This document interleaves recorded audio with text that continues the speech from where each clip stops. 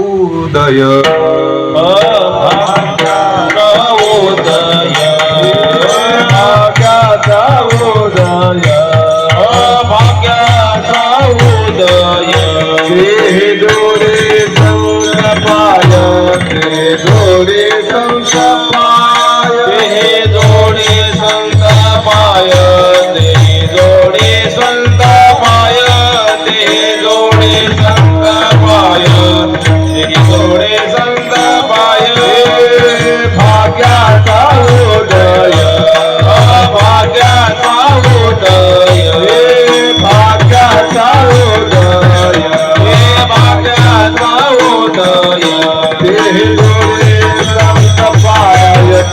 जोडे संत पाय जोडे संत पाय ते जोडे संत पाय ते जोडे पाय ते जोडे संत पाय येतो निराज तो माता येतो निराज तो माता येतो निराज तो माता येतो निराज तो माता मरणावाचोनी सर्वथा मरणावाचोनी सर्वथा मरणावाचोनी सर्वथा मरणावाचोनी सर्वथा मरणावाचोनी सर्वथा मरणावाचोनी सर्वथा होईल बळकट होईल बळकट होईल बळकट होईल बळकट माझ्या मनात रे भेट माझ्या मनात रे भेट मनात रे निट माझ्या मनात रे निट माझ्या मनात रे निट माझ्या मनात रे निट येतो निराल ठेव माता येतो निराल ठेव माता येतो निराल ठेव माता येतो निराल ठेव माता मरणावाचोनी सर्वथा मरणावाचोनी सर्वथा मरणावाचोनी सर्वथा मरणावाचोनी सर्वथा मरणावाचोनी सर्वथा मरणावाचोनी सर्वथा काला लोटांगणे लोटांगणे काला लोटांगणे काला लोटांगणे भाग्या झाली धनी भक्ती भाग्या झाली धनी भक्ती भक्ती भाग्या झाल्या धनी भक्ती भाग्या झाल्या धनी भक्ती भाग्या झाल्या धनी भक्ती भाग्या झाल्या धनी भक्ती भाग्या झाल्या धनी माथा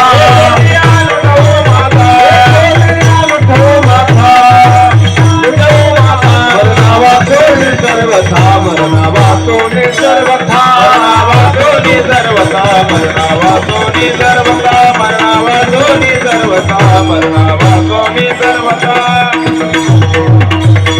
हरे विठोबार कुमारे कुमार कुमारी हरे जय जय जय जय जय जय जय जय जय विठोबार कुमारी जय विठोबार कुमारी जय जय जय विठोबार कुमारी जय जय जय जय जय जय जय विठोबार कुमारी जय जय जय जय जय जय विठोबार कुमारी कुमार कुमारी कुमार कुमारी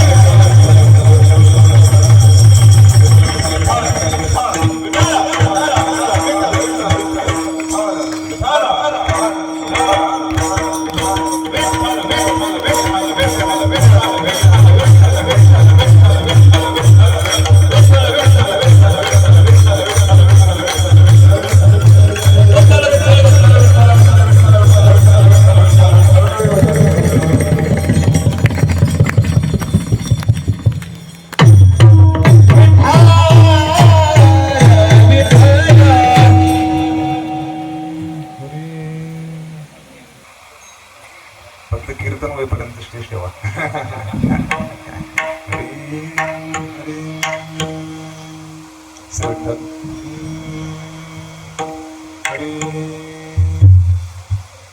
भाग्याचा उदय, भाग्याचा उदय, ते हे जोडी संत पाय, येथून या नुठो माथा, मरणा वाचोणी सर्वथा.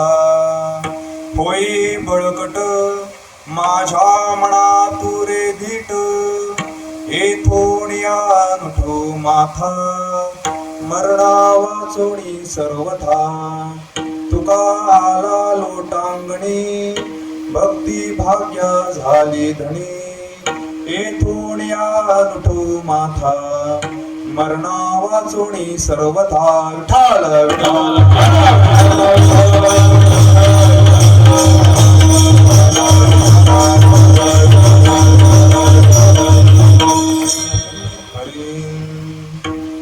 महायोग पीठे तटे भीमरथ्यां, गरम पुंडरीकाय दातुं मुनीन्द्रे, समागत तिष्ठन्तमानन्द गन्धं, परब्रह्मलिङ्गं भजे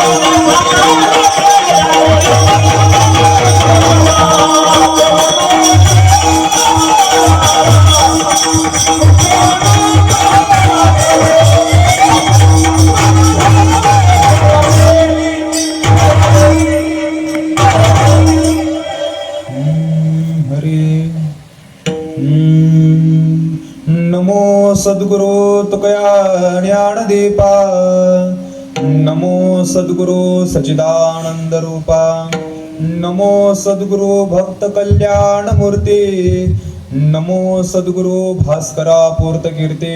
विठ्ठल विठ्ठल विठ्ठल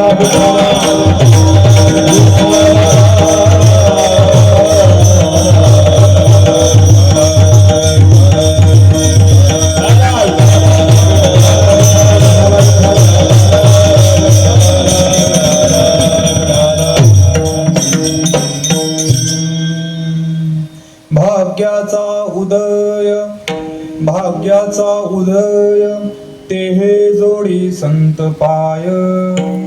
एथोनिया नुठो माथा, मरणा वाचोणी सर्वथा. होई बळकट, होई बळकट, माझ्या मना तुरे धीट. एथोनिया नुठो माथा, मरणा वाचोणी सर्वथा. तुका आला लोटांगणी, तुका आला लोटांगणी, भक्ती भाग्या झाली धनी. एथोनिया नुठो माथा, मरणा वाचोणी सर्वथा. विठ्ठल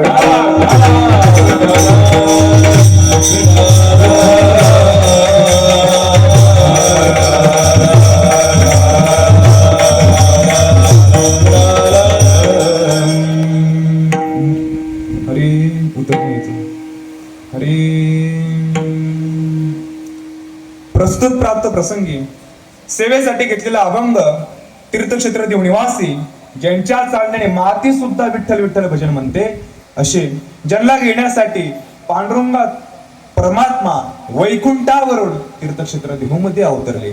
असे असलेले श्रीमंत जगद्गुरु संत तुकाराम महाराजांचा भाग्याचा जो काही प्रसंग आहे, ज्यावेळेस संत साधू संत भेटतात त्यावेळेस तुकोबराय या अभंगात प्रतिपादन करतात. विठ्ठल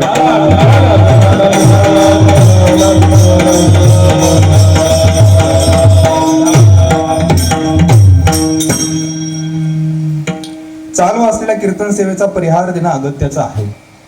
आज आपण सर्वजण भगवान श्री हनुमान जयंती निमित्ताने आपण अखंड हरिनाम सप्ताह ज्ञानेश्वरी पारायण या निमित्ताने जो आपल्या मेदनकर वाडीमध्ये परंपरेने जो सप्ताह चालू आहे, वर्षानुवर्ष जो काही सप्ताह संपन्न होत आहे, त्या सप्त्यातील दुसऱ्या दिवसाची ही कीर्तन सेवा आहे. आणि विशेष सांगायचं झालं तर आज आपण सर्वजण अखंड हरिनाम सप्त्याच्या निमित्ताने जर जमलं असन तर एक सांगताना आनंद होतोय की आपण ज्या अशा पवित्र पावन भूमीमध्ये जो सप्ताह करतोय किंवा भजन कीर्तन करतोय, ही जी काही सेवा आपल्याकडून होतीये ते ठिकाण खूप पवित्र आहे. जगद्गुरु संत तुकाराम महाराजांचे शिष्य कचेश्वर ब्रह्म, जे आपले शाहू महाराज होते, त्यांचे गुरु राजाराम महाराजांचे गुरु जे कचेश्वर ब्रह्म यांचं पवित्र पावन ठिकाण म्हणजे हे जे राजगुरुनगर आहे किंवा चाकण आहे, त्याला आपण भगवान चक्रेश्वराची ही भूमी म्हणतो. त्यामुळेच आपल्याला नाव काय पडले, शहराला चाकण नाव पडलेलं आहे. जवळजवळ 400-500 नाही म्हटलं तरी 1000 वर्ष जुनी असलेली ही काय भूमी आहे. त्यामुळं चक्रेश्वर भगवान असन आणि त्याचबरोबर आजूबाजूला असलेल्या या 12 वाड्या असतील, त्यातून आपली मेदनकर वाडी, त्यामुळं हे पवित्र पावन ठिकाण आहे. त्याचबरोबर इंद्रायणी नदीच्या लगतच असलेलं तीर्थक्षेत्र आळंदी, ज्ञानोबरायांच्या संजीवन समाधीने पावन झालेली ही भूमी आहे. तेव्हा अगदी हाकेच्या अंतरावर असलेली आळंदी आहे. त्याचबरोबर देवळी आहे. देहू म्हणजे जगद्गुरु संत तुकाराम महाराजांची वैकुंठ भूमी. आणि पुढे गेल्यानंतर वडूर तुळापूर आहे. आणि वडूर तुळापूरला ज्या आपल्या धर्मासाठी छत्रपती संभाजी महाराजांनी बलिदान दिलं, असं संभाजी महाराजांची समाधी सुद्धा वडूर तुळापूरला आहे. त्यामुळे आपण जर पाहिलं तर या अगदी इंद्रायणी नदी कमी वाहिलेली आहे महाराज. पाहिलं तर आपण खेड आसन म्हणजे आपला हा खेड तालुका आसन, मावळ तालुका आसन आणि हवेली तालुका आसन, या फक्त 3च तालुक्यांमध्ये इंद्रायणीचा काय प्रवाह आहे. पण एवढा कमी प्रवाह आहे, अगदी 60-70 किलोमीटरचा तो प्रवाह आहे. पण एवढीशामध्ये जी काही इंद्रायणी आहे त्या इंद्रायणीचं भाग्य काय असन तर या इंद्रायणीच्या काठावरती हे 3 महात्मे अवतीर्ण झाले आहेत. एवढंच काय, छत्रपती शिवाजी महाराजांची कर्मभूमी सुद्धा हे पुणे परागणा आहे. अशा या पवित्र पावत भूमीमध्ये आज आपण सप्ताह करत असताना त्यात हनुमान जयंती आहे. म्हणजे छत्रपती शिवाजी महाराजांची पुण्यतिथी सुद्धा त्याच दिवशी असते. म्हणजे हा अत्यंत भाग्याचा आपल्यासाठी काय आहे, उदय आहे. आणि कालच्या दिवशी काय होती, रामनवमी होती. त्यामुळं आणखीन काय वर्णन करावं, त्यासाठी जो आजचा अभंग घेतलेला आहे, जगद्गुरु संत तुकोबरायांनी या अभंगामध्ये जे काही भाग्याचा उदय सांगितलेला आहे त्याचं कारण तेच आहे की आपण सर्वजण पाहिलं, हे सगळे वारकरी आहे. संत ज्ञानेश्वर महाराज माऊली वारकरी शिक्षण संस्थेचे सगळे विद्यार्थी आहेत. आमचे कृष्णा महाराज असतील, आमचे झेंडे महाराज, गावडे महाराज, कृष्ण महाराज आणि सगळे झेंडे महाराज, थोरात महाराज, सगळे गायनाचार्य आहेत, मृदुंग वादक आहेत. सुंदर असे आमचे कृष्ण महाराज मृदुंग वाजवतात. म्हणजे महाराज तुम्ही यायच्या आधीच तुमच्या सगळ्या खबरा आमच्या कानावर होत्या की खूप गोड मंडळी आहेत, सगळे गायक आहेत, सगळे वारकरी गायक आहेत. नुसते गायक नाही, कलाकार नाही. तुम्ही जर पाहिलं अनेक ठिकाणी तुम्ही पास असाल सप्ते, सगळे काय म्हणतात ते खेळ काय दापोडी खापोडी नाही का, कपडे असतात त्यांचे, आपल्या तो समोर माहिती असेल. आता आमची तर पुण्यामधली सगळी लोक आहे. आपण एखादा पूर्वीच्या काळामध्ये जर कपडे घालून आला तर त्याला काय म्हणायचे, खडकी दापोडी आहे ना. असे कपडे घालून आले काय म्हणायचे, आला खडकी दापोडीवरचा नाही का. पण आपले सगळे आहे, हे सगळे काय आहेत, वारकरी गायक आहेत आणि वारकरी मृदुंगवादक आहेत. कारण की सगळे काय परंपरेच्या पोशाखावरती आहेत. कोणीही नाही, हिरवा नाही, पिवळा नाही, गुलाबी नाही, कसली पॅन्ट नाही, काही नाही, कसले उपरणी सुद्धा नाही तसली जगमगी. सगळी कशी आहे, परंपरेची निष्ठावान वारकरी आहेत. एकदा टाळ्या वाजवा सगळ्यांसाठी नाही का.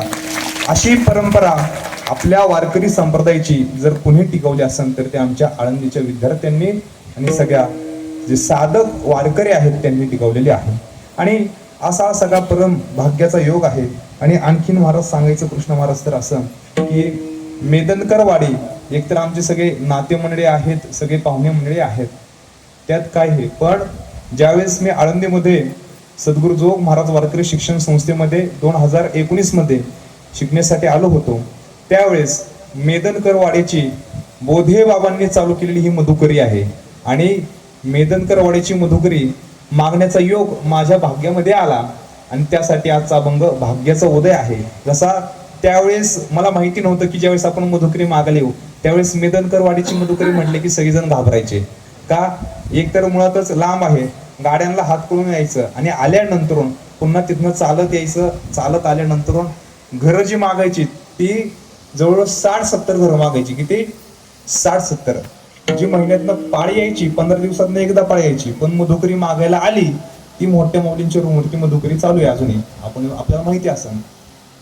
आली की 60-70 घरं मागायची, जवळजवळ 70-80 भाकरी आणि जवळ 5-6 लिटरचं कॅन्ड असायचं. आणि ते एका हातात कॅन्ड आणि एका हातात सगळ्या 60-70 भाकरी पुन्हा सगळं घेऊन जायचं. जवळ आल्यानंतर 3-4 तास मधुकरी मागण्यामध्ये जायचे.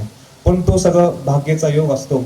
आळंदीमध्ये एखादा विद्यार्थी आला की त्यांनी काय मागितले पाहिजे, मधुकरी मागितली पाहिजे. त्यांनी भिक्षा मागून काय केली पाहिजे, त्यांनी अभ्यास केला पाहिजे, साधना केली पाहिजे, गाथा ज्ञानेश्वरी वाचली पाहिजे.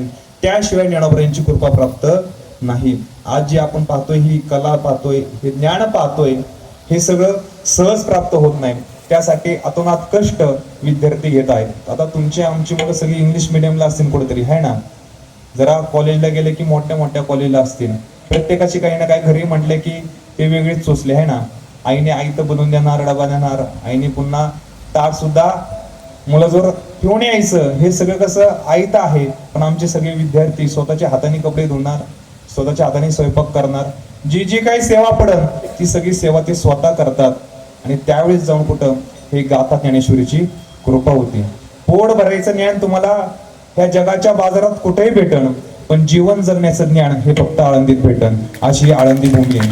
त्यामुळं या आळंदी भूमीमध्ये आज आपण सगळे विद्यार्थी म्हणा, सगळे महाराज म्हणा, आणि तुम्ही सगळेजण मेदनकरवाडीचे सगळे खरेच अत्यंत पुण्यशील लोक आहेत. कारण की जगद्गुरु संत तुकाराम महाराजांचे जे 14 टाळकरी होते त्यातले 2 टाळकरी हे चाकणचे होते. मी तसं जर पाहिलं संताजी महाराज जगनाडे हे चाकणमध्येच त्यांचं बरंच वास्तव्य गेलेलं आहे. त्यानंतरून काही तळेगावमध्ये गेलं आणि काही मग शेवटी समय त्यांनी खालुमऱ्यामध्ये घेतलेले आहे. आणि त्यानंतरून कचेश्वर ब्रह्म आजही तुम्ही जर आपण पाहिलं कचेश्वर ब्रह्मांनी जे काही जगद्गुरु संत तुकाराम महाराजांचं वर्णन केलं आहे. महाराज कृष्ण महाराज आपण जर पाहिलं ना जगद्गुरु संत तुकाराम महाराज कसे दिसायचे ह्याचं वर्णन कचेश्वर ब्रह्मांनी केलेलं आहे. कुणी केलंय? कचेश्वर ब्रह्म. तुकोबराई कसे दिसायचे? एकमेव ते आहेत. एकदम गोरा गुमटा चेहरा आहे, बोट जशी भिंटिक त्यांची अशी लांब बोटा आहेत, उंच पुरे आहेत, चांगली तब्येत आहे आणि सगळे पैलवान आहेत, असे भोळे बाबडे नाही, एकदम पुरुषार्थ संपन्न जगद्गुरु तुकोबराय आहेत. आणि कीर्तन भजनामध्ये ते जसे काही झाड कसं डोलतं नाही का, झाड डोलायला लागलं, हवा आले की झाड डोलतं, तसं तुकोबराय कीर्तनामध्ये डोलायचे. आता सगळ्यांचं जेवण झाले म्हणून काही डोलत नाही वाटतं आहे ना तरी नाचतात येत विद्यार्थी. पण तुकोबराय कीर्तन करताना डोलायचं असं सुंदर वर्णन कचेश्वर ब्रह्मांनी केलेलं आहे.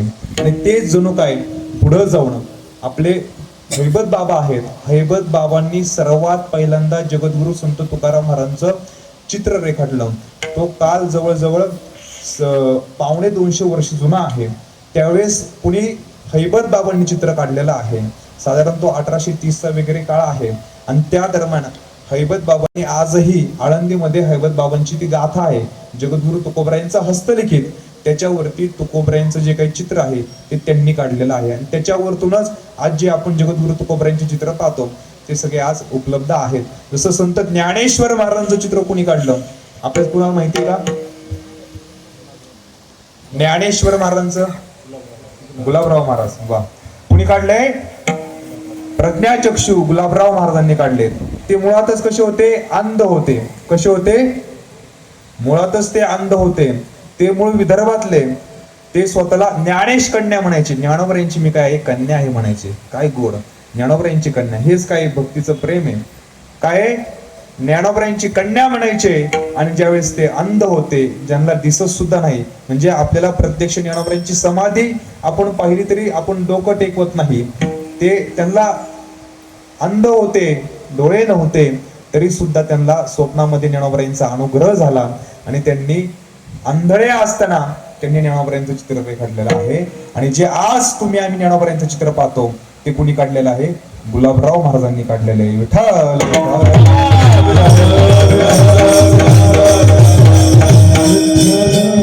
सांगण्याचा हेतू असा होता की कचेश्वर ब्रह्मांनी त्यावेळी जगद्गुरु तुकोबरायांचं चित्राचं वर्णन केलेलं आहे आणि तेही आपल्या चाकणचेच आहे. आणि संताजी महाराज जगनाडे ते सुद्धा आपल्या चाकणमध्येच त्यांचं वास्तव्य होतं. त्यामुळे जगद्गुरु तुकोबरायांच्या जे काही 14 टाळकरी होते, जे पटशिष्य होते, त्यापैकी असलेले जे काही कचेश्वर ब्रह्म असतील, संताजी महाराज जगनाडे असेल, एवढंच काय कडूस पण काय आपल्याला लांब नाहीये आहे ना. कडूस पाबळ आणि कडूचा सप्तासून आपला 378 वर्ष जुना. कोणता? हा केंदूरचा जो केंदूरचा आहे, त्या केंदूर मध्ये सुद्धा आपले रामेश्वर भट्ट वाघोलीकर. कोण होते? रामेश्वर भट्ट वाघोलीकर, ज्यांनी जगद्गुरु संत तुकाराम महाराजांचं अत्यंत गोड वर्णन केलं आहे. गाथेचं वर्णन करताना त्यांनी म्हटलेलं आहे, चहुवेदाचे केले विवरण अर्थही घन करुनिया. त्यांनीच वर्णन केले की जगद्गुरु तुकोबरायांची गाथा म्हणजे काय? 4 वेद आहेत. काय आहेत? 4 वेद आहेत. त्यालाच आपण पंचमवेद हे आज म्हणतो. असे रामेश्वर भट्ट सुद्धा या आपल्या पवित्र पावनभूमी मधलेच आहेत. तेव्हा आपण अत्यंत भाग्यवान आहात. आपल्या 4ही बाजूला साधू संत आहेत. आपल्या भूमीमध्ये साधू संत जन्माला आलेत.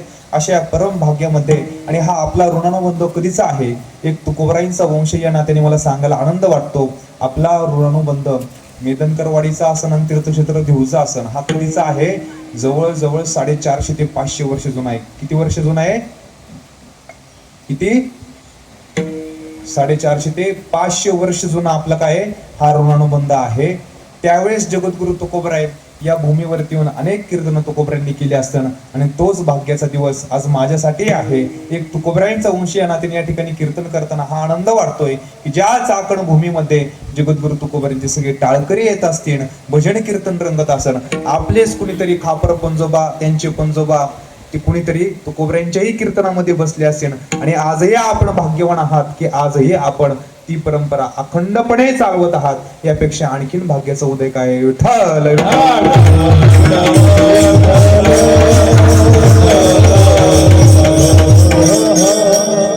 पण या ठिकाणी जगद्गुरु तुकोबराय म्हणतात, भाग्याचा उदय ते हे जोडी संत पाय. आपण जर पाहिलं तर तुकोबरायांची इच्छा काय आहे, किंवा तुकोबराय म्हणतात ज्या वेळेस संतांची भेट होती तोच खऱ्या अर्थाने काय आमच्यासाठी भाग्याचा उदय आहे. बघा, आपण जर पाहिलं तर आपली ही महाराष्ट्र भूमी आहे. अनेक संतांनी या ठिकाणी जन्म घेतलेला आहे. मग ज्ञानोबराय असन, योगीनाथ महाराज असन, सोपान काका असन, मुक्ताई माता असन, जनाबाई माता असन, नामदेवराय असतील, नाथ महाराज असतील, भामदास महाराज असतील, रंका महाराज असतील, चोखोबराय असतील, सगळे संत, अनेक संत, गोरोबाका असतील, सावतामाई महाराज असतील, सगळे संत या भूमीमध्ये जन्माला आलेले आहेत. म्हणजे आपल्या महाराष्ट्र भूमी किती पवित्र पावन आहे. जर उत्तर भारतामध्ये देवभूमी असेल तर आमची महाराष्ट्र भूमी आणि दक्षिण भारत ही आमची काय संत भूमी आहे. ज्यावेळेस आमचे नामदेव महाराज हे उत्तर भारतामध्ये गेलेले आहेत, उत्तर भारतामध्ये गेल्यानंतर त्या ठिकाणी सर्वात पहिल्यांदा जात असताना ते गुजरातला जाऊन थांबले. गुजरातला त्यांनी थांबून गुजराती भाषेमध्ये अनेक त्यांनी काव्य निर्मितीही केली, त्या ठिकाणी उपदेशही केले, धर्माचा काय केला, प्रसारही केला, धर्मरक्षणही केलं. पुढे जाऊन ते राजस्थानला गेले, राजस्थान मध्ये ते थांबले, पुन्हा वृंदावनला थांबले. ब्रज भाषेतनं, हिंदुस्थानी भाषेतनं म्हणजे हिंदी भाषेतनं अनेक काव्य निर्मिती केली. त्यानंतर ते पंजाबला जाऊन थांबले. पंजाबमध्ये जवळजवळ 15-1 वर्ष ते थांबलेले आहेत. उत्तर भारतातला का हा 14 वेळेस ते पंजाब मध्ये थांबले.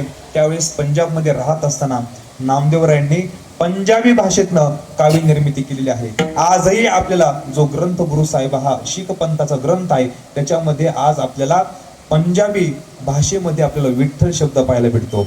तो कशामध्ये? ग्रंथ गुरु साहेबामध्ये. आणि नामदेवराय कुठले? महाराष्ट्रातले, पंढरपूरचे. आणि गेले कुठं? पंजाब पर्यंत. काय कारण होतं जायचं? विचार करण्यासारखी गोष्ट आहे ना. काय कारण होतं? फक्त धर्मप्रसार, धर्मरक्षण. ते वृंदावनला जाऊन नाही थांबले, ते रामेश्वरला जाऊन नाही थांबले, ते प्रयागला जाऊन नाही थांबले, ते मथुरेत जाऊन नाही थांबले. त्यांना भक्तीच करायची होती, जर साधनाच करायची होती एखाद्या हिमालयात जाऊन थांबले असते. पण ते कुठं जाऊन थांबले? पंजाब मध्ये जाऊन थांबले. ज्या भागातून इस्लामचं आक्रमण येत होतं, ज्या भागातून आपल्या देशावरती आक्रमण येत होती, त्या ठिकाणी जाऊन जवळजवळ 14-15 वर्ष थांबून त्या ठिकाणी धर्मरक्षण आणि धर्मप्रसार केला आहे. आणि तिथल्या जी काही प्रजा आहे, लोक आहे, त्यांना धर्मज्ञान सांगितलेलं आहे. हे आपल्या नामदेवरायांचं कार्य आहे. त्यामुळं आज जगाच्या पाठीवरती आपण जर म्हटलं, उत्तर भारतामध्ये जरी म्हटलं तरी संत परंपरा ही कुणापासून चालू होती? तर आपल्या नामदेवरायांपासून होती. त्यामुळं उत्तर भारताचे जे काही संत प्रवर्तक जर आपण म्हणायला गेलो तर ते नामदेवराय आहेत. नामदेवरायांनंतर तुलसीदासांचा जन्म आहे, नामदेवरायांनंतर मीराबाई मातेचा जन्म आहे, नामदेवरायांनंतर रोहिदासांचा जन्म आहे, नामदेवरायांनंतर ही सगळी उत्तर भारतातली संत परंपरा आहे. त्यामुळं नामदेवराय उत्तर भारतामध्ये गेले आणि त्या लोकांचं काय झालं? भाग्य उजडलं. अभंगाच्या पहिल्या चरणामध्ये भाग्याचा उदय, भाग्याचा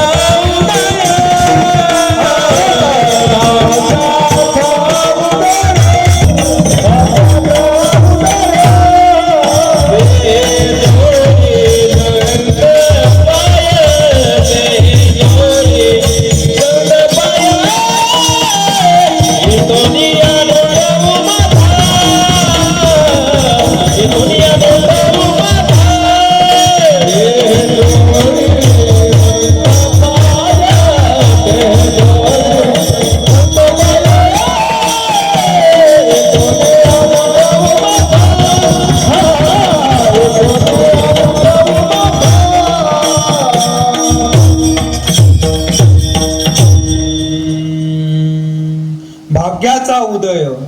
आपण पाहिलं, संतांची भेट होती तर खऱ्या अर्थाने आपल्या आयुष्यामध्ये भाग्याचा उदय होतो.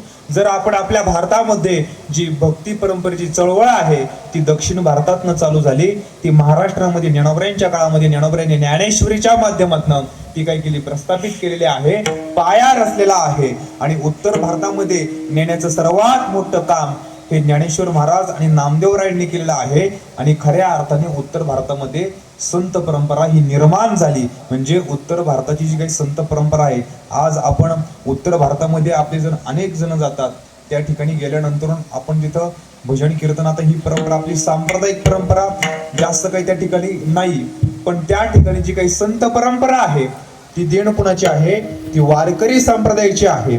त्यामुळे संत कबीर महाराज, संत मीराबाई माता असण म्हणजे एका बघा विषयी जर आपण महाराज चिंतन केलं ना, आपल्याला एक गोष्ट जाणवेल.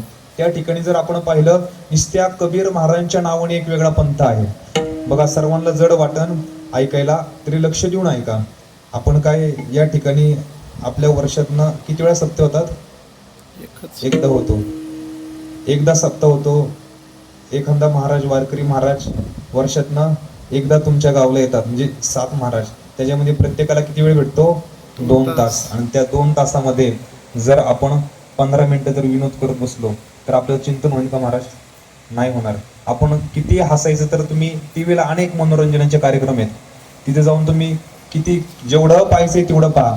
पण कीर्तनामध्ये आल्यानंतर आमची माता भगिनी महिला मंडळ असन आणि आमचे सगळे वारकरी पुरुष मंडळ असन, कोणीही अपेक्षा धरायची नाही की महाराजांनी हसवलं पाहिजे, आहे ना. कारण की विनोद करणं ते या व्यासपीठाचं ठिकाण नाहीये, आहे ना. आपण जर पाहिलं तर आपल्या समाजामध्ये म्हणा किंवा या विश्वामध्ये म्हणा, एकमेव असं व्यासपीठ आहे की ज्या ठिकाणी जो काही समाज आहे तो नतमस्तक होतो. आणि ज्या व्यासपीठावरून कधीच चुकीचं कधी बोललं जात नाही, एकमेव हे व्यासपीठ आहे.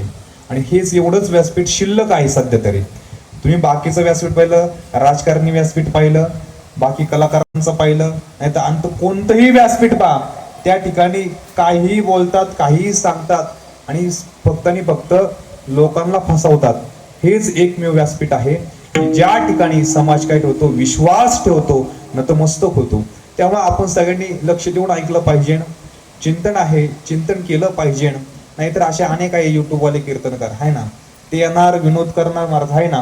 अर्थ आहे का त्या जीवनाला? काय एवढे सगळे विद्यार्थी लहानपणापासून आई वडिलांच्या सुखापासून ते लांब राहतात, म्हणजे पार असे काडीगत वाढतात पार. त्यावेळेस कुठं जाऊन तो अभ्यास होतो, ती कला संपादन होती, मृदुंग तयार होतो. म्हणजे एकाने वेळ दिला ना, एकाचा मृदुंगच तयार होतो. एखाद्याने वेळ दिला की एखाद्याचं गायनच तयार होतं. एखाद्याने वेळ दिला की एखाद्याचं तत्वज्ञान तयार होतं, एखाद्याचा पाठाच तयार होतो. अष्टपुल होण्यासाठी खूप मेहनत घ्यावी लागते.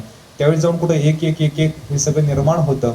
आणि त्यामध्ये आपण पुन्हा विनोदी कीर्तनकार पाहिजे ना, अशी जर अपेक्षा धरली ते तर मग सगळं काय पालत्या गाड्यावर पाणी वाचले का ते.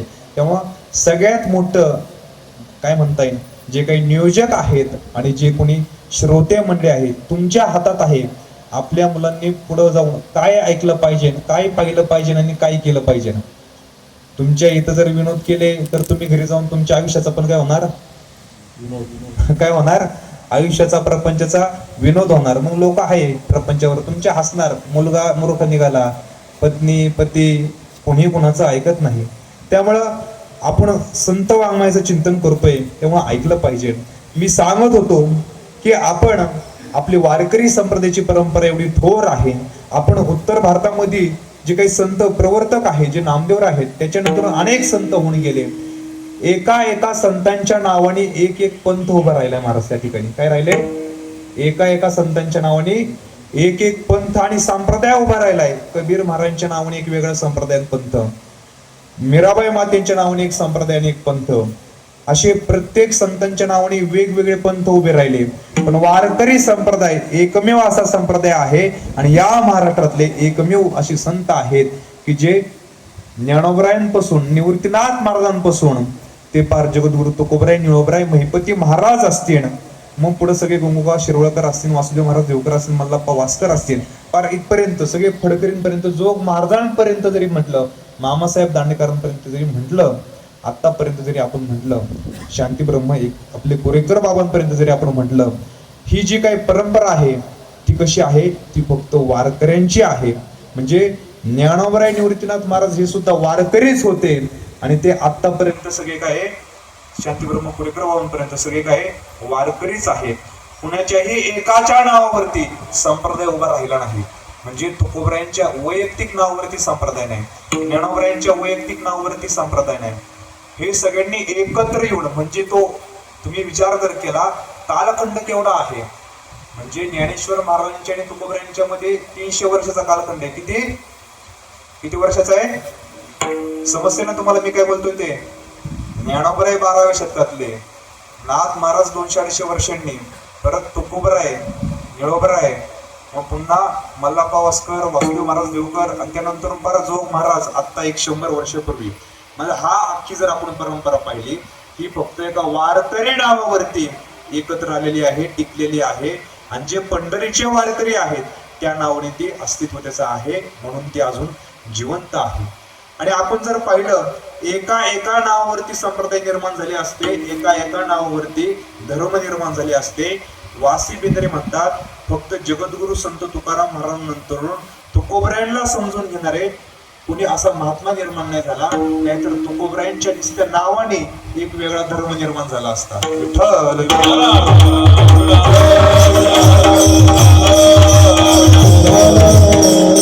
सांगण्याचा हेतू एवढा आहे की जे संत मंडळी आहेत, जे संत महात्मे आहेत, त्यांचं कार्य एवढं व्यापक आहे, एवढं मोठं आहे की त्याची आपल्याला काय होत नाही, जाणीव होत नाही, ते आपल्याला समज येत नाही. बघा एक उदाहरण त्यासाठी मी तुम्हाला सांगतो. काय होतं एके दिवशी हे सगळे आपल्या काही माळीने असतात, जे आपले शेती वगैरे करणारे असतात, सगळे शेतकरी असतात, आणि त्या सगळ्या माळीने बाजाराला जात असतात. कुठे जात असतात? बाजार. आपला चाकणचा बाजार मोठा असतो ना, असा बाजाराला जात असतात. एक 4-5 किलोमीटरचं अंतर असतं. आणि त्याचबरोबर त्यांच्याच काही शेजारच्या गावातल्या काही मासे विकणारे असतात, ते सुद्धा काही असेच बाजाराला जात असतात. आणि एके दिवशी काय होतं, पाऊस पडायचं त्रे होते, ते युद्धामध्ये त्यांना वीरमरण आलं. त्यानंतर हरीचे विठ्ठलचे पदाचे शंकर महाराजांचे काळो महाराजांचे बोल्लव महाराज आणि बोल्लव महाराजांचेच पुत्र जगद्गुरु तुकाराम महाराज. आणि अशी ही परंपरा आहे की जगद्गुरु संत तुकाराम महाराजांपर्यंत येऊन थांबते. आणि तुकोबरायांनी त्याच्यावरती कळस लावलेला आहे. त्यावेळी जगद्गुरु संत तुकाराम महाराजांच्या आयुष्यामध्ये त्यावेळेस त्यांचे मोठे बंधू अति विरक्त होते. त्यांची जी पत्नी होती सावजी महाराजांची, त्यांचंही दुःखद निधन झालं. बोल्लोबा महाराज, माता कनकाई माता ही तुकोबरायांना सोडून गेले. आणि त्याच वेळेस दुष्काळही भयंकर पडलेला होता. आणि त्या दुष्काळामध्ये दुष्काळी आटले द्रव्य नेला मान, स्त्री एक अण्णांना करिता मेली. आणि त्या भयंकर दुष्काळामध्ये जगद्गुरु संत तुकाराम महाराजांची पहिली पत्नी रुक्मिणी माता, त्यांना दम्याचा आजार होता आणि त्या दुष्काळामध्ये त्या मरण पावल्या. त्याचबरोबर त्यांचा पहिला पुत्र संताजी तेही मरण पावले. तुकोबराय म्हणतात त्यावेळेस एवढा भयंकर दुष्काळ होता, पायली भर जरी आपण सोनं दिलं, किती पायली भर जरी सोनं दिलं तरी मूठभर धान्य मिळत नव्हतं. जी संपत्ती आपत्तीमध्ये उपयोगी येत नाही ती संपत्ती काय कामाची, असा भयंकर प्रश्न जगद्गुरु तुकोबरायांना पडलेला होता. त्यावेळेस तुकोबरायांच्या आयुष्यातनं 6 अपतिष्ठ तुकोबरायांना सोडून गेले. किती? 6 अपतिष्ठ. तुकोबरायांचं काय वय असेल, 20-21 वर्षाचं वय होतं. असा कठीण प्रसंग होता. पण जी विश्वंभर महाराजांनी प्रतिज्ञा केली होती, जे विश्वंभर महाराजांनी वचन दिलं होतं, त्या वचनावरती ठाम होते. पांडुरंगा परमात्म्याची सेवा चालू होती. मुखामध्ये रामकृष्ण हरीचा जप चालू होता. आणि त्यावेळेस उत्तर दिशेला मुख केलं. उत्तर दिशेला मुख केल्यानंतर तुकोबराय उत्तर दिशेला निघाले. रामकृष्ण हरी विठ्ठल केशवा भजन करत करत ते भानगिरीच्या पर्वतापर्यंत आले. वरती पाहिले गुफा दिसली. गुफेमध्ये चालत चालत गेले आणि त्या गुफेमध्ये प्रवेश केला. त्यावेळेस प्रवेश केल्यानंतर एका हातामध्ये चिपळे आहेत, एका हातामध्ये विणा आहे. आसन टाकलं. 1 दिवस, 2 दिवस, 3 दिवस, सलग 15 दिवस तुकोबरायांनी पांडुरंग परमात्म्याचं ध्यान केलं, रामकृष्ण हरीचं स्मरण केलं. आणि त्यावेळेस 15 दिवसांनी जगद्गुरु संत तुकोबरायांना पांडुरंग परमात्म्याचा साक्षात्कार झाला. 15 दिवसा माझी झाला साक्षात्कार, 15 दिवसा माझी झाला साक्षात्कार, माझी झाला साक्षात्कार, माझी झाला साक्षात्कार,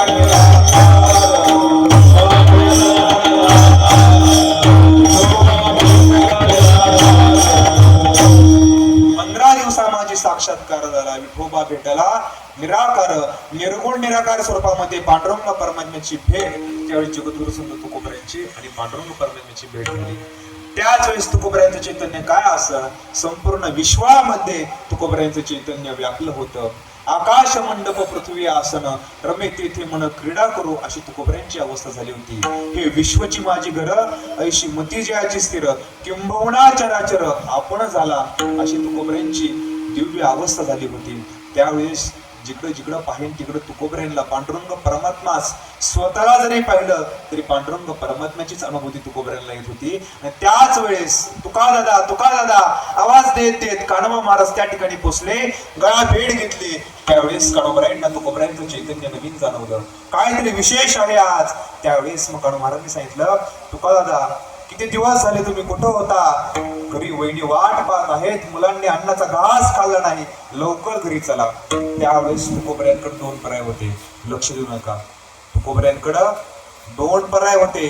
ज्या ठिकाणी जगद्गुरु तुकोबऱ्यांना भगवंताचा साक्षात्कार झाला आहे त्याच ठिकाणी अखंड नामस्मरण करणं, अखंड साधना करणं. आणि दुसरा पर्याय म्हणजे बुडत आहे जन न देखेवे डोळा येतो कळवा म्हणून या. ज्या जनांविषयी ज्या लोकांविषयी जगद्गुरु तुकोबऱ्यांच्या अंतकरणामध्ये कळवळा होता, त्यामुळे तुकोबऱ्यांनी दुसरा पर्याय निवडला आणि तुकोबराय देहूमध्ये आले. देहूमध्ये आल्यानंतर तुकोबऱ्यांनी सर्वात पहिल्यांदा काय केलं असं, जे काही लोकांच्या अंगावरती कर्ज होती त्या कर्जाच्या वया घातल्या. सावकारकी होती, कोकणापर्यंत सावकारकीचे व्यवहार होते सगळे. मग त्या सगळ्या लोकांची कर्जमाफी करावी म्हणून जगद्गुरु तुकोबऱ्यांनी सगळ्या कर्जाच्या वया घातल्या. त्याचे दोन हिस्से केले, एक कानोबरायांच्या आणि एक स्वतःच्या वाट्याचा. स्वतःच्या वाट्याचा हिस्सा घेऊन ते इंद्रायणीच्या काठी आले. इंद्रायणी माता साक्ष होती. इंद्रायणी माता जगद्गुरु तुकोबऱ्यांकडे पाहत होती. तुकोबऱ्यांच्या डोळ्यामध्ये तेज होतं, मनामध्ये प्रसन्नता होती, चेहऱ्यावरती आनंद होता. जगद्गुरु तुकोबऱ्यांच्या हातामध्ये कर्जाच्या वया होत्या आणि त्यावेळी जगद्गुरु तुकोबऱ्यांनी त्या इंद्रायणीच्या पाण्यामध्ये बुडवल्या आणि त्यावेळेस महाराष्ट्रातली पहिली कर्जमाफी जगद्गुरु तुकोबऱ्यांनी केली. आणि अशा प्रकारे हा तुकोबऱ्यांच्या जीवनातला पहिला प्रसंग. आणि दुसरा प्रसंग त्याच इंद्रायणीच्या काठचा आहे. त्याच इंद्रायणीच्या काठावरती जगद्गुरु संत तुकोबऱ्यांच्या हातामध्ये अभंगगाथा होत्या. अभंगगाथा असताना त्यावेळी जगद्गुरु तुकोबऱ्यांच्या अंतकरणामध्ये अतोनात दुःख होतं, डोळ्यामध्ये अश्रू होते, चेहऱ्यावरती अत्यंत दुःख असल्यामुळं मनामध्ये अत्यंत शंका प्रश्न होते. काय उत्तर असं का रक्ताचं पाणी करून हे अभंग लिहिले आहेत. अनेक वर्ष हे अभंग एक पांडुरंग परमात्म्याचं स्मरण करत करत निर्माण झाले आणि ते आज निर्माण झाले या इंद्रायणीच्या डोळ्यामध्ये बुडवण्यासाठीच का. त्यावेळेस अनेक प्रश्न जगद्गुरु तुकोबऱ्यांच्या मनामध्ये होते आणि त्यावेळेसही इंद्रायणी माता साक्ष होती. आणि त्यावेळेस तुकोबऱ्यांनी अभंगगाथा इंद्रायणीच्या डोहामध्ये बुडवलेले आहे. आपण हे ओळखलं पाहिजे. जगद्गुरु तुकोबऱ्यांच्या आयुष्यातले हे दोन प्रसंग आहेत. एका प्रसंगामध्ये जगद्गुरु तुकोबराय कर्जाच्या वह्या बुडवतात आणि दुसऱ्या प्रसंगामध्ये ते अभंग वह्या बुडवतात. आपण जर यातनं पाहिलं तर एका वेळी ते परमार्थ बुडवतात, एका वेळी ते प्रपंच बुडवतात. ज्यावेळेस प्रपंच बुडतो त्यावेळेस त्यांच्या चेहऱ्यावरती आनंद आहे, ज्यावेळेस परमार्थ बुडतो त्यावेळेस त्यांच्या चेहऱ्यावरती दुःख आहे, अंतकरणामध्ये दुःख आहे, डोळ्यामध्ये अश्रू आहेत. आपण हे ओळखलं पाहिजे.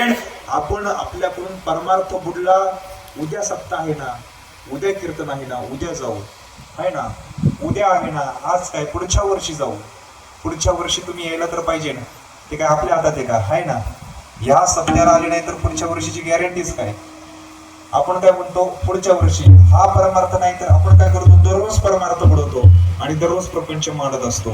गाडी घेतली नाही, घर झालं नाही, आहे ना, मुलाचं लग्न म्हणा, मुलीचं लग्न म्हणा किंवा अन्य कोणतीही वस्तू जी प्रापंचिक वस्तू आहे ती जर पूर्ण नाही झाली तर मनामध्ये दुःख येतं. दुःख काय, लोक आत्महत्या करतात. काय, एखादी गोष्ट प्राप्त झाली नाही, प्रापंचिक गोष्ट प्राप्त झाली नाही तर आत्महत्यापर्यंत पोहोचतात. म्हणजे काय दुर्दैव आहे. प्रपंचामध्ये तुम्ही कितीही पूर्ण करण्यासाठी प्रयत्न करा, तो कधीच पूर्ण होणार नाही.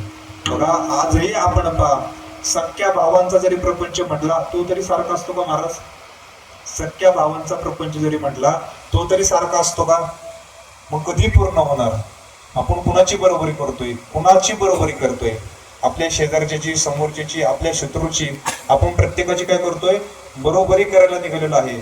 सख्या भावाने जरी एकमेकांची बरोबरी करायची ठरवली तरी 1 रुपयाचा जरी फरक पडत. किती, एका जरी कंपनीमध्ये राहिला असते, एका जरी ठिकाणी असले काही करत असले 1 रुपयाची तरी काय पडत फरक पडत. म्हणजे कितीही बरोबरी केली तरी प्रपंच कुणाचा एकसारखा होणार नाही. पण परमार्थ असा आहे, जे संत ज्ञानेश्वर महाराजांना ज्ञान झालं तेच जगद्गुरु तुकोबऱ्याला झालं. जे जगद्गुरु तुकोबऱ्याला झाले तेच भगवान श्रीकृष्ण परमात्म्याला झाले. जे भगवान श्रीकृष्ण परमात्म्याला झाले तेच प्रभू रामचंद्राला झाले.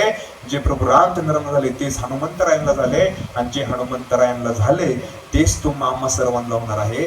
परमार्थिक ज्ञानामध्ये जसं ढग येतं आणि पाऊस येईल म्हणून नाही का, ते चालत चालत येत असतात आणि सगळे त्यांचा ग्रुप असतो सगळे भाजी विकणाऱ्यांचा, आणि ते माळीने सगळे विचार करतात आपल्या सोबत भाजी आहे, उद्या पुन्हा यायचं आहे, अंतर बरंच आहे, आपल्याला मध्ये काही घर नाही काय नाही, इतक्या लांब जाईपर्यंत आपण काय भिजून जाऊ, आपली सगळी भाजी भिजली तर उद्या सडून जाईल. म्हणून ते विचार काय करतात सगळे माळीने की बाबा कुठेतरी आपण आडोसा पाहू. म्हणून पुढे चालत चालत जातात आणि ते म्हणतात हे आमचे एक ओळखीचे आहेत, एक माळे आहेत, चांगले आहेत, घर चांगलं आहे, वसरे आहे, पडवे आहे, आपण तिथं काय करू, आजचे दिवस आपण 5-6 जणी मुक्काम करू. आणि मग ते काय करतात, मुक्कामासाठी आज जातात आणि तिथं त्या जो माळीदादा आहे त्याला विचारतात अशी अशी अडचण आहे, पावसाचं वातावरण झालं आहे, जाईपर्यंत काय होईल, पाऊस लागण, काय करा आम्हाला आसरा द्या. आणि त्यावेळेस मग ते सगळे म्हणतात चालन म्हटले थांबा. आणि त्याच वेळेस मागणं जे काही मासे विकणारे असतात ते सुद्धा येतात. आणि ते आल्यानंतर त्या सगळ्या कोळी असतात आणि ते म्हणतात मासे विकायचे आहेत आणि आमचेही मासे खराब होतील, पावसाने भिजले हे झाले तर आम्हालाही आसरा पाहिजे नाही. ते म्हणतात की आता हे जे काही सगळ्या माळणी आहेत त्यांनी काय केला, त्या माळीदादाला विचारलं आम्हाला काय द्या, आसरा द्या, फक्त रात्रभर आम्हाला मुक्काम करू द्या, आम्ही दुसऱ्या दिवशी निघून जातो. आणि त्याच वेळेस मग त्या सगळ्या कोळी होत्या, त्या मासे विकणारे होते, ते सुद्धा त्यांच्या मागे गेले आणि ते सुद्धा म्हटले माळीदादा आम्हाला पण काय द्या, आसरा द्या, आम्हाला सुद्धा काय या ठिकाणी राहू दे म्हटल्यानंतर माळीदादा पण म्हटले दयाळू होते, त्यांनाही कुठं आता ह्यांना आपण आसरा दिला आणि त्यांना कसं नाही म्हणता येईल. ते म्हटले थांबा काय हरकत नाही म्हटले. आणि काही हरकत नाही म्हटल्यानंतर आणि तो शेवटी माळी होता, त्याचा फुलाचा व्यवसाय होता. सगळीकडे काय होती, फुलं सगळी रचली होती, सगळी फुलं मांडली होती आणि अख्खा घरामध्ये सुगंध. फुलांचा सुगंध कसा असतो सांगा बरं, काय तो मोहक सुगंध असतो. अख्खा सुगंध दरवळला होता. आणि त्या सगळ्या माळणी आता झोपायला निघाल्या, त्या सगळ्या ओसरीमध्ये झोपल्या. आता काही ओसरी नाही, लहान मुलांना कळणार नाही ओसरी काय असतील आहे ना. आता त्यांना काय कळतं, लिव्हिंग रूम आहे ना, लिव्हिंग रूम सगळ्यांना माहिती आहे. पूर्वीच्या काय काय असायची, लिव्हिंग रूम म्हणजे ओसरी असायची, पडवी असायची. मग ते सगळे पडवीमध्ये झोपले, एका साईडला सगळी फुलं होती. आणि त्यावेळेस मग जे सगळे काही आपल्या कोळीणी होत्या,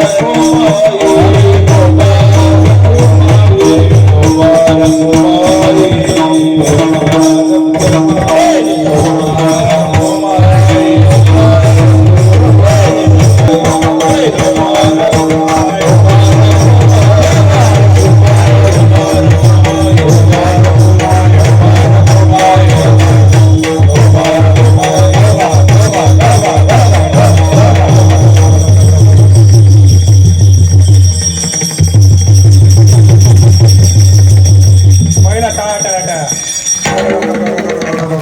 पुरुष पुरुष आता विठोबा विठोबा विठोबा विठोबा विठोबा. महिला पॉपात पॉपात टाळ्या. विठोबा विठोबा म्हणा ना विठोबा विठोबा विठोबा विठोबा टाळ टाळ विठोबा टाळ्या पॉपात टाळ विठोबा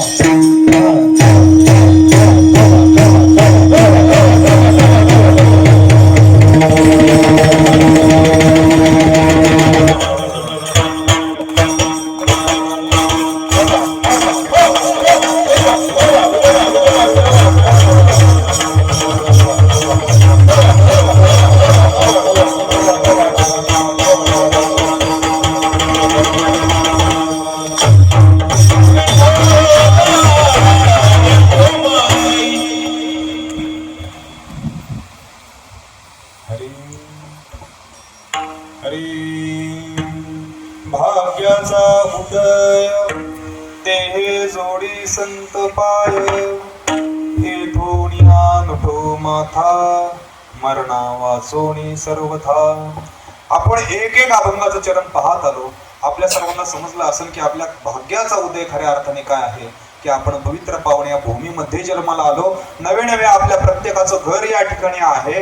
या आळंदीपासून देहूपासून नवे नवे आपल्या या चाकणमध्ये भगवान चक्रेश्वराच्या सानिध्यामध्ये गजेश्वर ब्रह्मा असतील, त्याचबरोबर संताजी महाराज जगणारे असतील, रामेश्वर भक्त असतील, या सगळे साधू संत या पदर स्पर्शाने पावन झालेल्या भूमीमध्ये आहेत. त्यामुळं या ठिकाणी आपलं अंतकरण कसं व्हावं, दृढ व्हावं, आपल्या संतांच्या चरणापाशी आपला काय व्हावा, निश्चय व्हावा. गाथा ज्ञानेश्वरीच्या ठिकाणी आपला काय असावा, दृढ निश्चय असावा. जी ज्ञानेश्वरी वाचतोय, जी गाथा वाचतोय, ती आपलं कल्याण अवश्य करणार आहे. आपण कुठेही जायची आवश्यकता नाही. तुम्ही गाथेतनं आपल्या अंतकरणामध्ये कोणताही प्रश्न असू दे, कोणतंही संकट असू दे, काहीही असू दे, तुम्ही फक्त गाथेतलं कोणतंही पान उघडा. अशी गाथा उघडल्यानंतर जे अभंग भेटण, जे पहिल्या पानावरतीच तुम्हाला तुमच्या प्रश्नाचं उत्तर तुम्हाला मिळेल, एवढी त्या गाथेची ताकद आहे. विश्वामध्ये असा कोणता प्रश्न नसण, त्या प्रश्नाचं उत्तर गाथा ज्ञानेश्वरीमध्ये नाहीये. अशी परिपक्व संत वाङ्मय संतांनी तुमच्या आमच्यासाठी दिलेले आहे. एवढंच काय तर आपल्याला कोणतं बंधनही नाही महाराज, आहे ना. तुम्ही सकाळी पारोसही वाचा, आहे ना, पारोस वाचा, कसंही वाचा, आंघोळ करून वाचा, उत्तमच आहे. भगवंतासमोर आसन टाकून मस्तपैकी उदबत्ती लावून भगवंताची पूजा वगैरे झाल्यानंतर नित्य एक अभंग वाचा. त्यात तर खूप काही गोडवा आहे, काही मनाची समाधानता आहे. त्यामुळं असं वाचलं की आनंद आहे. प्रवासामध्ये वाचलं, कुठेही वाचलं तरी आपल्या संतांनी कोणते आपल्याला निर्बंध दिलेले नाहीत. त्यामुळे आपण संत वाङ्मय सहज वाचू शकतो, सहज कुठेही केव्हाही वाचू शकतो. नामस्मरण हे आपण कसंही आणि कुठेही करू शकतो. काय आपल्या भक्तीची ताकद असेल बघा. ज्या संतांनी आपल्याला कोणती भक्ती प्रदान केलेली आहे, ज्ञानोत्तर भक्ती प्रदान केली महाराज. कोणती? ज्ञानोत्तर भक्ती. बघा, अनेक जण द्वैतामध्ये भक्ती करतात. कशामध्ये करतात? द्वैतामध्ये. द्वैत म्हणजे काय? जे दोन आहे त्याला आपण द्वैत म्हणतो. काय म्हणतो? जे दोन आहे त्याला आपण द्वैत म्हणतो. द्वैता म्हणजे एक म्हणजे देव आणि दुसरा म्हणजे भक्त. या दोघांचा नेहमी भेद राहतो, त्याला काय म्हणतात? द्वैत भक्ती म्हणतात. देव वेगळा राहतो, भक्त वेगळा राहतो. देव देवाच्या ठिकाणी आहे, भक्त भक्ताच्या ठिकाणी आहे. देवाचं स्वरूप हे परमात्म्याचं, परमात्मा आहे तो, आणि जो भक्त आहे तो फक्त त्या आत्म्याचा अंश आहे, त्या परमात्म्याचा अंश आहे. अशी आपली उज्ज्वल भक्ती परंपरा आहे, ज्याच्यामध्ये वैराग्य प्रधान भक्ती परंपरा असून यामध्ये जी भक्ती दिलेली आहे, संतांनी आपल्याला दिलेली आहे, ती भक्ती कशी आहे? ती चिदविलास मताची आहे, ती ज्ञानोत्तर भक्ती आहे. ज्ञान प्राप्तीनंतर सुद्धा आपण काय करतो? भक्ती करतो. आपल्यामध्ये जो वारकरी आहे ना, तो वारीच्या वाटेवरती केव्हा नसतो? ज्यावेळेस त्याला ज्ञान होतं त्यावेळेस नसतात. काही जण ज्ञान होण्यासाठी नसतात, आहे ना, पण आपण कधी नसतो? ज्ञान झाल्यानंतर आपण आनंदाने, आनंदाच्या भरामध्ये आपण नाचत नाचत आपण जातो, पंढरपूरला जातो. हा काय? ही आपली भक्ती परंपरा आहे. त्यामुळं ही जी भक्ती परंपरा आपल्याला प्राप्त झालीत याविषयी तुकोबराय अभंगाच्या 4थ्या चरणामध्ये तुकाला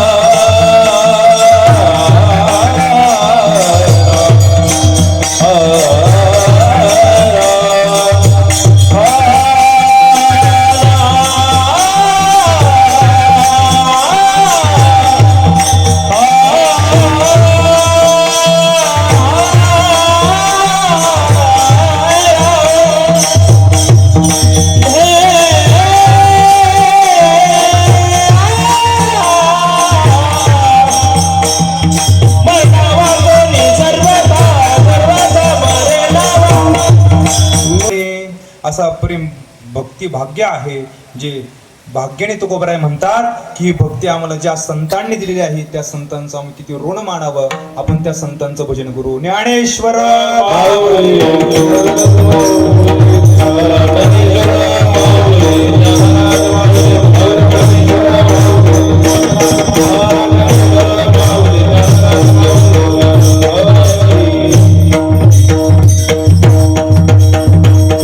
सर्वांनी हातवरती करा. आपण जगद्गुरु तुकोबरायांचं अत्यंत प्रेमाने टाळ्या वाजून भजन करू. तुकाराम तुकाराम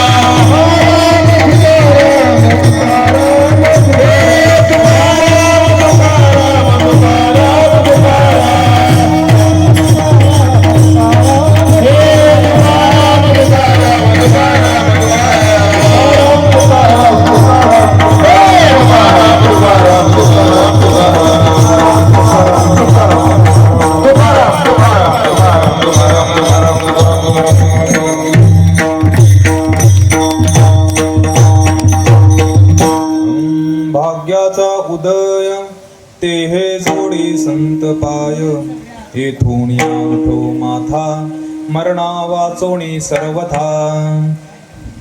झालेली कीर्तन सेवा